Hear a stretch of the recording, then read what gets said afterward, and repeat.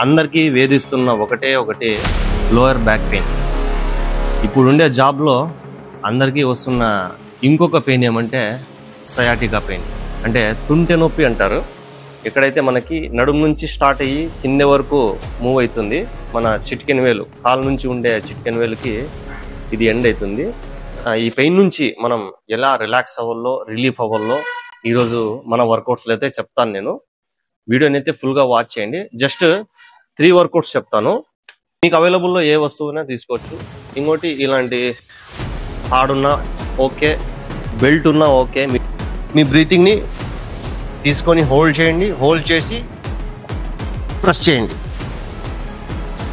1 2 3 continuation. దీంట్లోనే ఈ లెగ్ని ఇలా ప్రెస్ చేయండి. మీ బాడీని రైస్ చేస్తూ స్లోగా. ఇది నేను చెప్పేది సయాటికాకి. సో మీ కాలాన్ని కింద ఉంచుతూ దీన్ని,